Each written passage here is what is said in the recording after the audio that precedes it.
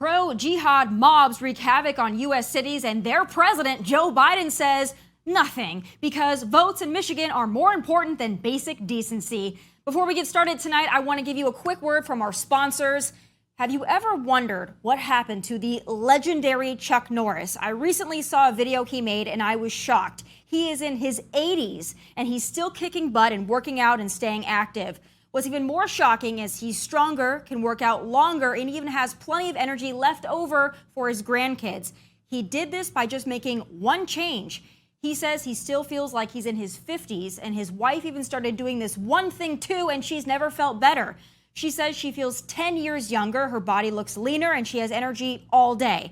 Now, Chuck made a special video that explains everything, so make sure you watch it by going to chuckdefense.com/Tommy.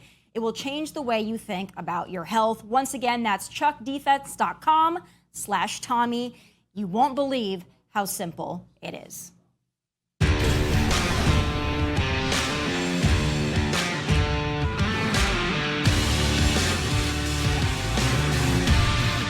Just another day in Tehran.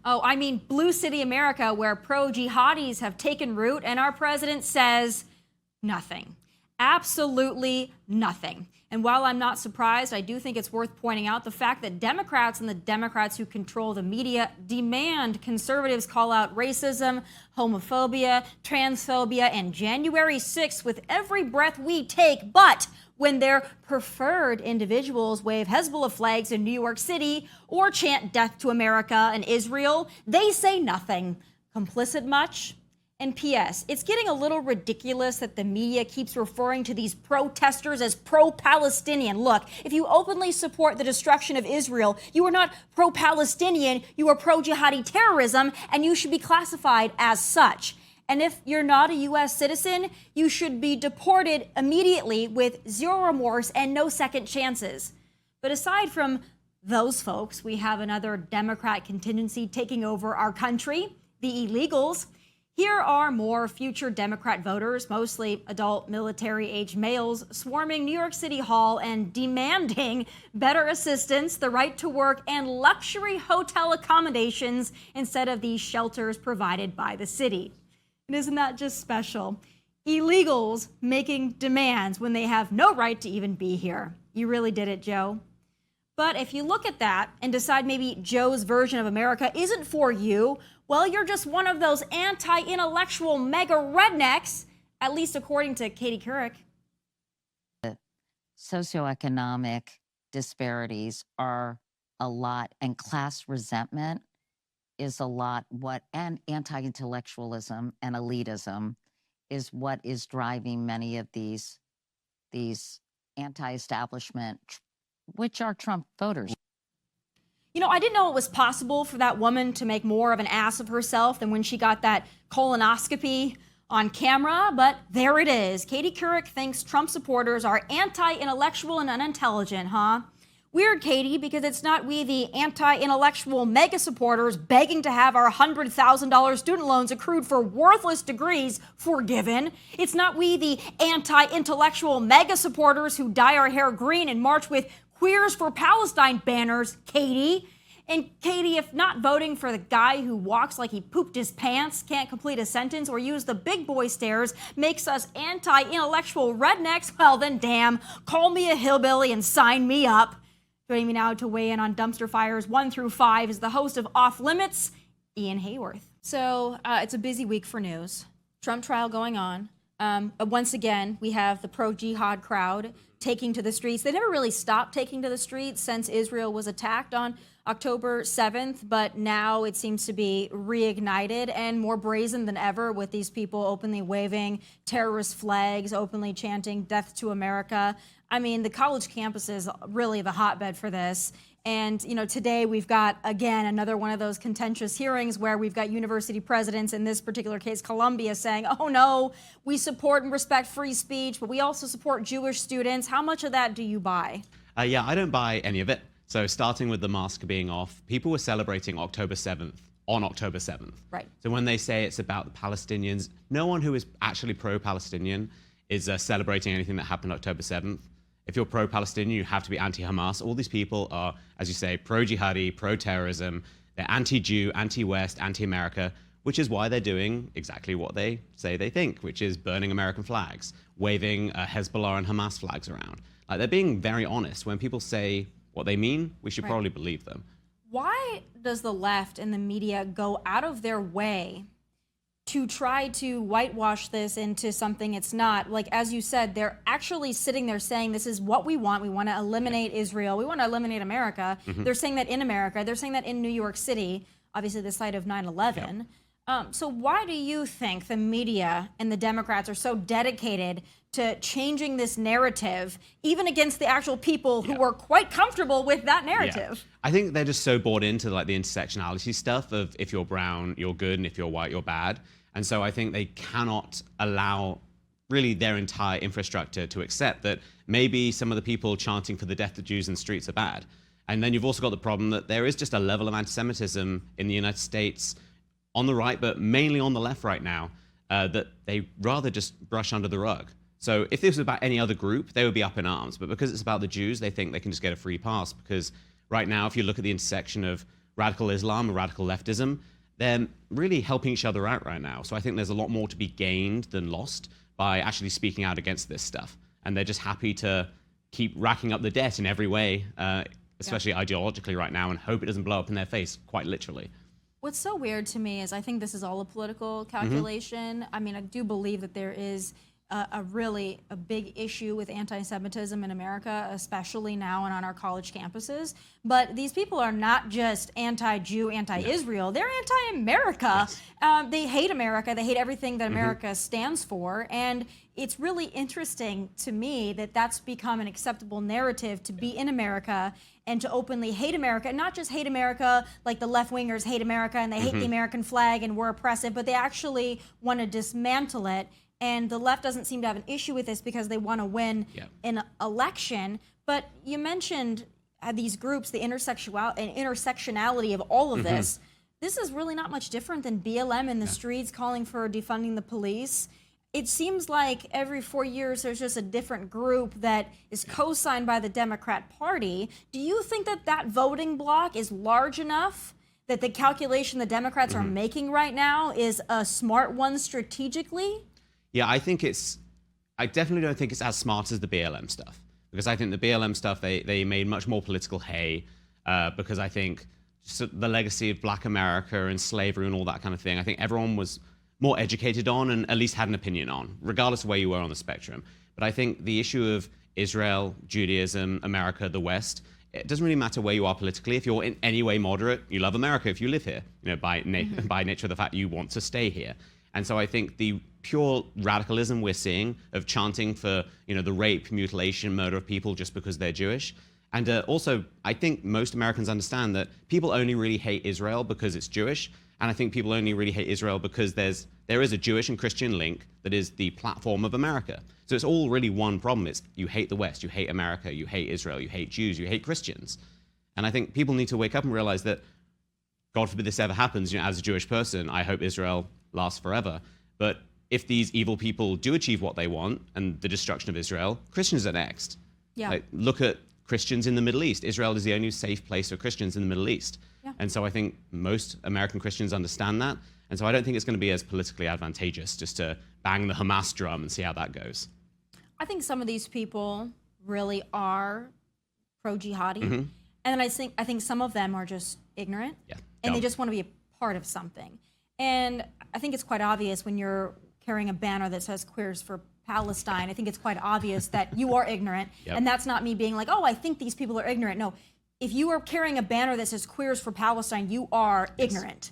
So these same people, though, will also be in the streets in June talking about gay rights. And they'll be talking about women's rights, although not in sports. But these same groups will do this. And I'm not so sure that they're making the connection that these nations that they're cheerleading, whether you're talking about Gaza or you're talking about Iran, where women must wear the hijab and the burqas, but these same people would never succumb to wearing a burqa and covering up their piercings in their green hair. Did they not get it? That if the caliphate were to expand, that into America or into Israel and wipe Israel off the face of the earth, that these people wouldn't be able to exist? No, they just don't get it. I think you hit the nail on the head, is that there's some insidious people with a lot of funding from the Middle East as well, pushing the ideology of radical Islam. And there's a lot of morons on the left who are quite happy to go along with it. So I went to speak at the University of Kentucky a month or two ago on anti-Semitism in Israel, and there was a massive divide in the crowd. There were a lot of Palestinian students or Palestinian residents of the city who came, shouting and screaming at me, all the usual stuff, like I'm pro-genocide, blah, blah, blah.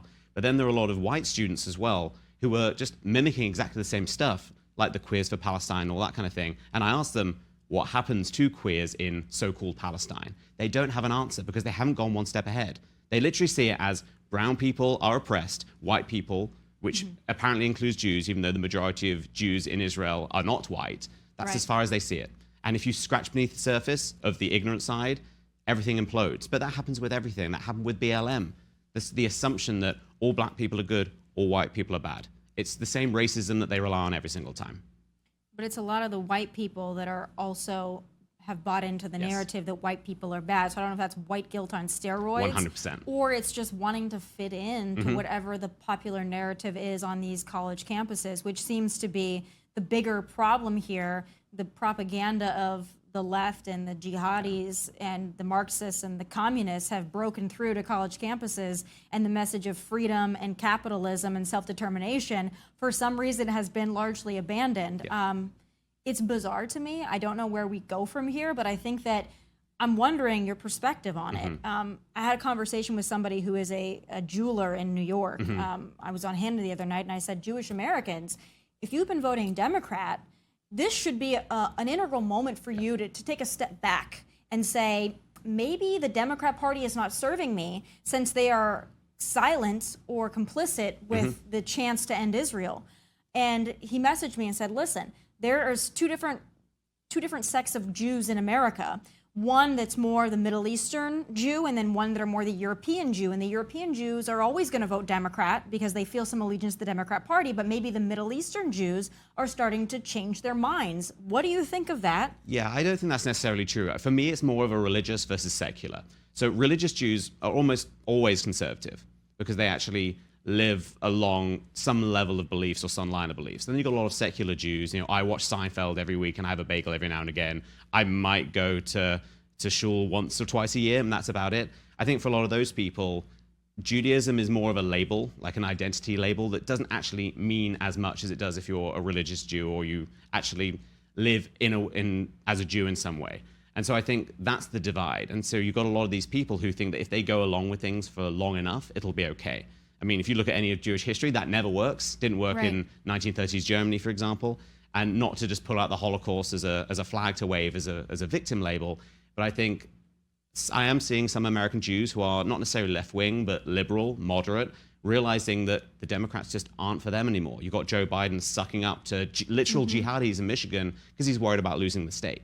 But that's not America to me. That's not the reason I came to live in this country. And so I'm hoping that other people see it as that simply. You don't even have to like the Republican Party or agree with every single one of their policies. But the fact is, you have Democrats, Ilhan Omar, Rashida Tlaib, AOC, and others who are openly cheering for groups like Hamas. Yeah. If you can't move away from that, then you're lost forever. Yeah, I don't know which direction. I don't know the calculus that the Democrat Party has made. It seems like a stupid one, but I know how strategic they are. So there's got to be something there. I don't think that they're just missing the boat on all this. I think that they've done the calculations. They're very good at that.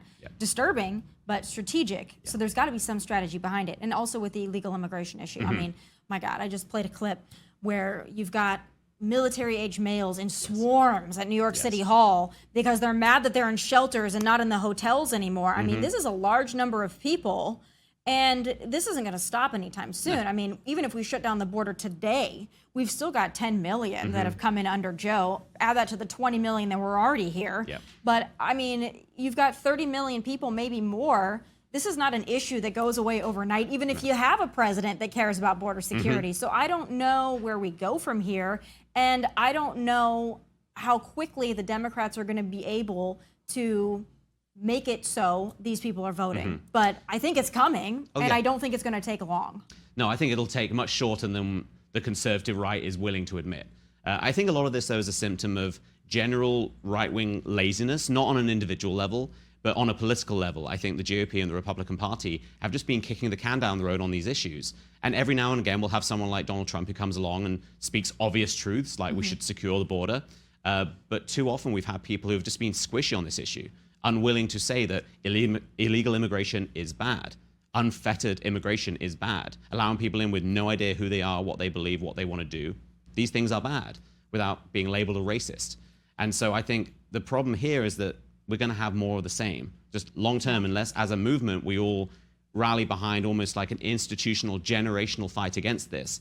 It doesn't matter if every 4 years or so we have a Republican who comes in and maybe tightens border security a little bit. It has to be a wider movement than that. It has to be a closing the door, getting rid of the people who are here who should not be here, and just looking in the face of the issue, the fact that people are dying because of this. Whenever the left talk about this, it's always, if it saves one life, it's worth it. Yeah. We should ban all guns because if it saves one life. How many people have been murdered, raped, brutalized by an illegal immigrant who, by definition, should not be here? That logic doesn't apply. I think we need to apply that logic to illegal immigration. As an immigrant, I'm obviously pro-immigration. Right. Illegal immigration, pretty different. Well, and I think that there's a nuts and bolts issue to this too, that, I hear a lot of conservatives talking about it. I hear a lot of them, that will come on Fox News and they will talk about the importance of border security, and they will talk about fentanyl, and they will talk about Lake and Riley and all important things. But I see another side of this too, beyond just the headline making stuff of when an American gets murdered by an illegal. I'm looking at the nuts and bolts, and I'm thinking, we are importing poverty. We are importing millions of people who do not speak English. We are importing millions and millions of people who are already impoverished, who had $10,000 to pay to a cartel, but once they get here, they have relatively nothing. And we are adding them to our communities, and they're going to have to be taken care of. They're either going to have to work, which is only a short leap to they're going to vote, or they're going to have to be taken care of. And that's what you're seeing now in Denver. They want to defund a portion of their police department so they can take care of the illegals. I look at the nuts and bolts of this because some people will say, oh, the Lake and Riley thing, 1 in a million. But I think when you take it down to the community level and you're like, yeah, but beyond just these horrific incidents that are happening with violence, let's just think about even the ones that are not violent, that are just here, that are going to take up your resources. And people say, oh, you can't say that. Why can't you say that? You're paying taxes. These people are not. And we're importing poverty. This is going to have ramifications that are going to go well beyond the next 4 years. This is going to bankrupt our country. And these people are going to have kids that are going to go to our schools, that are going to need medical care, that all these things. It's like there's only so long that this can go on. And I don't know if Republicans are talking about it. Well, they're not, because they're afraid to. Because I think too often they'd rather just ignore it. I also think there are a lot of Republicans at the highest level who do benefit from legal immigration in terms of the workforce and things like that. But I think to go to an even deeper level, we've got to think about what is America. Like, people always talk about, whenever you criticize illegal immigration, it's always, oh, what about people coming in the 1800s, 1900s? What about me? I'm an immigrant. I'm a hypocrite, therefore. America is coming here and taking responsibility for your life, your family, and making something yourself. The big problem with the Democrats and immigration right now is they're pushing the idea that you come here and you are owed something. Like we saw that in New York City, people expecting to be given green cards, expecting to be given work visas.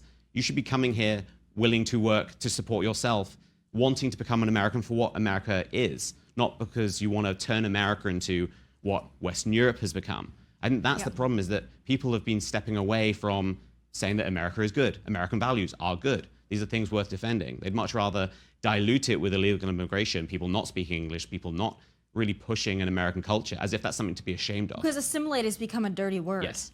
And I don't know why, because any other nation that you'd go to, you'd be expected to assimilate. If I go to the Middle East right now dressed like this, what do you think is going to happen to me? You won't be there very long. So I need to assimilate. And I would, as a matter of respect, because I wouldn't go into somebody else's country and demand that they conform to my ideas and they conform to my culture. I would go to another nation, I would respect their culture because I am a guest in their nation or in their continent, for goodness sakes. But we don't talk about assimilation. We say, oh, well, you don't have to assimilate. Listen, if you want to have your culture that you grew up with, and we are a nation of immigrants, and that's just fine. But to be able to assimilate into American culture is an important element that we've completely stopped talking about because we don't want to be called a name. This really all boils down to conservative weakness and our inability to be able to withstand being called names. And that's what it goes down to. I want to turn now to Donald Trump, though. In the courtroom again this week. we're talking about the jurors, and we're talking about some of the social media posts made by some of the jurors and being anti-Trump, and it's like, duh. Yeah. I don't know how you could be in New York City and be impartial. Yeah. So I'm wondering, even with the meritless aspect of this hush money trial, is there any chance that he gets out of this unscathed, given the jury pool that they have to choose from? Yeah, I would be incredibly shocked if he comes away unscathed, because I think anyone who is conservative in New York is already fighting an uphill battle. Like, if I was arrested, no one really knows who I am there, and I would have a tough time. And I think you'd be actually hard-pressed to find someone who's pro-Trump but is not willing to admit that, which is the problem with the jury duty stuff, right? Is they are saying, like, no Orthodox Jews, for example. They're squeezing anyone who could possibly be in any way pro-Trump. But that's the problem, is it's not pro-Trump, it's just anti the obvious corruption that's going on here, which is the leverage of the justice system to squeeze out political opponents. And it's pretty worrying, because, again, people always say if it happens to Trump, it'll happen to you. I actually think it's reverse. I think this has been happening to normal people on the right, and it's gotten so extreme that even someone like Donald Trump, with all of his resources, all of his connections, it can happen to him now. I think we've come this far. People need to wake up to it, because the genie's out of the bottle. It doesn't go back in, I don't think. Well, I even think about it, because people always say that you're right. Like, if it happened to Trump, it can happen to me. And I think about me as obviously a conservative public figure. I live in Tennessee, so I'm good, I hope. If I was in Texas, I think I'd be good. Florida, I think I'd be good. A handful of other states, I think I'd be good. But if something went down and someone just wanted to charge me with something just ridiculous off the wall in a blue state, I'm not so sure that I would get a fair shake. I mean, that's terrifying to think about in the United States of America, that just your political beliefs could really put you in a horrible position, and you don't really have any recourse for it if everything is turning against the conservative element. We always say we're the silent majority, but I don't know where the majority is. Maybe we're too silent. Something was brought up the other day, and I have to give Jesse Kelly credit for this, because he said, listen, the communists know what they're doing. They actually get involved. Conservatives, we will go to church, or wear a MAGA hat, or we'll tweet, but we're not going and getting on the school board. We're not getting on HOA boards. We're not getting on committees. We're not getting on city councils. We're not doing the hard work that it actually takes to preserve and protect our communities. And the left is. Yes. What do you think about that? Yeah, I mean, that's why they're winning. It's because they're not only doing this, they've been doing it for decades. And conservatives have been sitting back. It's somewhat understandable. Conservatives tend to be more individualistic. So I'll look after my family and I don't really care about anything else. A good example of this, I think, is the homeschooling issue. In the last couple of years, we've seen a lot of conservatives go down the route of pull your kid out of school. You should homeschool. That's the solution for your family. One, if you're able to. There are a lot of parents who don't have the resources or the time or the ability. But what about everyone else's kid who is just being left to the whims of the school system, and we're just abandoning it to the left, even more so? And then in 5 years, we'll be complaining, how did the education system get even worse? Well, it's because we ran away from it. And if you look at every institution in America, the right has, to a greater or lesser extent, ran away from it, and then we just complain. Vote for me and everything will change. Voting for someone at the top level isn't going to change a thing. As you said, we need people on the lowest levels getting involved in schools, but getting involved in the science, whatever that's become.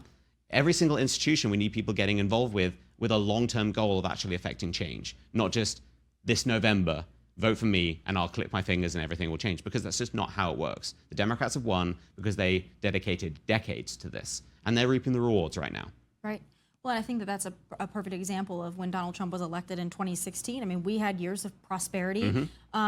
Economically, things were going well, and that helped us. Yes. And that made us feel good, and that made things less expensive in the grocery store. It made gas less expensive. It made our border more secure. It made our foreign relations stronger. But if you're at the local level, Donald Trump being president didn't really help you if your city council is liberal and your school board's liberal and they're teaching your kids about rainbows and gender identity. It really didn't help you if you weren't willing to get involved at that level. And there's only so much time that's going to be that window that conservatives can actually get involved before it's so stacked against them that running for something isn't going to matter anymore. It's like running as a Republican in Los Angeles. Good luck. Yes. So, I mean, what's your message to them? And they're in a red state. A lot of people think, oh, you're in Tennessee, you're safe. Not so much. We still got drag shows for kids here. We still got Pride this and being promoted in the schools and CRT and all that. What's your message for people in red states who think they're safe? Yeah, I think no one is safe. I think everyone is safe until they're not, and then it's too late. And I also think people need to realize that children need to be the focus. Children and parents. Parents are the largest untapped voting bloc there is. Most parents, the vast majority, care about their kids. But parents need to be really involved in what their kids are being taught. Because unfortunately, truth is objective, but my truth or that whole nonsense is incredibly subjective. If we allow the left to control things like education, children will grow up knowing what is true, even though it's false. They will know that there is no such thing as gender. They will know that the rainbow flag or the LGBTQ ABCDEFG community is a great thing and should be introduced to ever younger children. They will know that children should have surgery to change their gender if they decide to at the age of 3, 4, 5 years old. They will know these things. There's a huge difference between 18-year-olds being told something and they think, well, wait a minute, I'm not too sure, to a 5-year-old knowing it. And we only have a generation every single time to fight back against that, because the second you have a generation who know that is true, you blink and they're the generation making policy. They're the generation funding things. And we cannot let that happen, because once that happens, it doesn't really matter how we tweet, if we can tweet anymore. Like, we lose all these different avenues of power that we've already really lost access to in many ways. And so I think we have to be focusing on education, we have to be focusing on children, and we have to be focusing on really imparting American values onto those children, because otherwise everything will get diluted to the point that no one even remembers what these things mean anymore. American values, basic values would be nice. Math. I mean, math would be nice. Things that, you know, learning how to do things, learning how to interact with others, I think is important. I'm glad you brought up the homeschooling thing, because I think that that's something that hasn't been talked about enough. Because I hear, you know, a lot of parents say it, and I've said it, hey, listen, I don't have kids, but I'm like, hey, listen, get your kids into a private school or get your kids into a homeschooling situation. Well, you're right. That's completely neglecting the kids that are never going to be able to be in that position. And what about them? You know, are we willing to just say, oh, well, you know, they can figure it out? Well, guess what? You might think that because you want to protect your little family and you might be able to do things for your little family, but those are the people that are going to be churning out of the public school system and into positions and into the workforce. And if we just sit there and protect like our little family unit, we're going to lose and lose big. So I think that's a really important point that you brought up. Last thing I want to talk to you about too is, in keeping with that, I think we've all seen the horrific videos on social media, and I'm sure there's, in part, social media amplifies it, but the number of young people who I always say have gone feral, who are beating the absolute living hell out of each other. And the school doesn't seem to be doing much about it. You had, you know, the poor girl in Kansas City who had her head bashed into the cement that just came out of her coma. But we're seeing these videos more regularly. We're seeing the special needs teacher who was relentlessly elbowing the little special needs kid in the bus. I mean, we're seeing this more and more, but especially with young people and how violent they are. I'm wondering how you think we get a grip on this. I think it's hard, because once you have a level of violence that becomes acceptable and celebrated, it's hard to undo that quickly. So I think it has to be, again, a generational change. I think we have to have consequences for things. I think law and order has to matter again. And the idea that quite often you see these schools, they try and handle it internally. Like, that's attempted murder. Some of these videos we see, if you're slamming someone's head into a concrete floor, I know friends who came into comas, like playing rugby, for example, hit their head wrong and they're in a coma. Like, hitting your head is no joke. And so I think there have to be consequences beyond being kept out of school for a couple of days. Suspension. What kind of? I always thought suspension was a really weird punishment. It's a reward. Because some people do not care if they are suspended or suspended 20 times or 30 times. That is not uncomfortable for them. Yeah, it's oh no, I don't have to go to school, poor me. Yeah. But so I think in terms of violence in society, we're just seeing it celebrated. I think that has to change, but that has to change on a community level. It has to be not elevating people who are violent. And ultimately, communities are going to have to take responsibilities for themselves. It's all very well talking again about the high level as if whoever is president matters. But you have Joe Biden threatening to take people behind the bike sheds and beat them up. You know, there's a level of violence that I think has always been here in society. But if we want to elevate and actually grow as a civilization, there's a time and a place for violence, of course. But to celebrate it, I think trickles down. And I think we all have to make a collective effort to not shy away from violence, but stand in the way and actually condemn it when it comes up on any level. Yeah. Because I think, for example, one other thing on that is we see videos, for example, of people being beaten up, and some people who criticize some videos, depending on the context, will cheer it on. And I think we need to be a bit more uniform in that, you know, violence isn't something to be celebrated. It can be used, but I think the celebration of it is the issue for me. So this is the last thing I want to talk about, because tomorrow I have an episode, a special episode airing with Kyle Rittenhouse. So this kind of goes perfectly in line with that. It's been mentioned that because of the rising crime and how violent things have been getting, whether you want to talk about the people waving the Hezbollah flag, Jews being assaulted, or just women being punched in the face in New York City. This is a problem that really is nationwide. Some places are handling it better than others, i.e. Florida. But it's been said that there's going to be a rise of this vigilantism because decent people are going to be so upset that the law enforcement element is not able to handle the problem because they've been told to stand down in large part, that there's going to be a rise of vigilantism that we are going to see because of this. What do you think about that? Do you think that that's coming? Yes. Yeah, 100%. I mean, I'm seeing it with Jews in places like New York who for the first time are learning how to use firearms. They absolutely should, by the way. When people are out to try and kill you because you're Jewish, you should absolutely arm yourself. But I think people get tired. You see it in societies all across the world. And I think people also get angry when they see people who do stand up. For example, the gentleman who was arrested on a subway in New York Daniel for Penny. defending people from potentially deadly violence, gets thrown in jail. People get angry about that too. And so I think, again, it's a failure of not the law enforcement community, because I know many fantastic law enforcement officers, many of whom are retiring because they can't do their job. It's the political element of that sees law enforcement as something to be diluted and toned down and be ashamed of. And until that returns, you can either have law enforcement, or you're going to have vigilantism, or you're going to have chaos.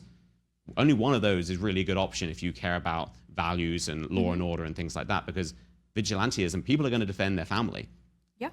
Whether you like it or not, whether you ban all the guns, people are going to pick up sticks and rocks and knives and defend their family because people care about their families. It's like the fundamental biological reason we exist.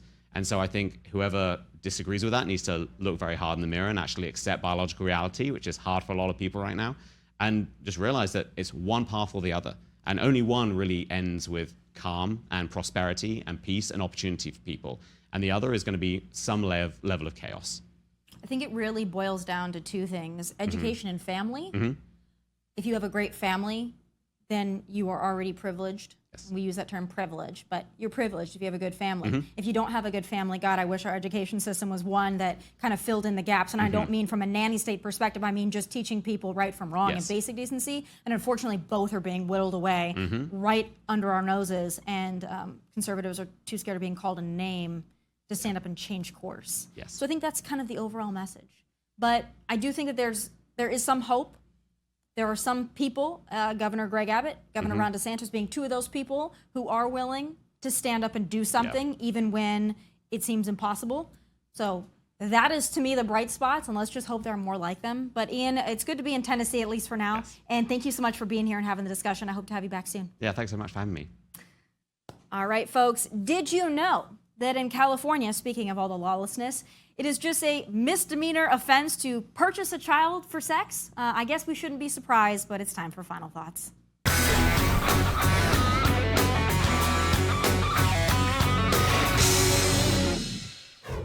So I have long told you about California's felon coddling policies. You pretty much have to beg to be prosecuted or thrown in jail in that state, and I'm not being dramatic, that's literally the case.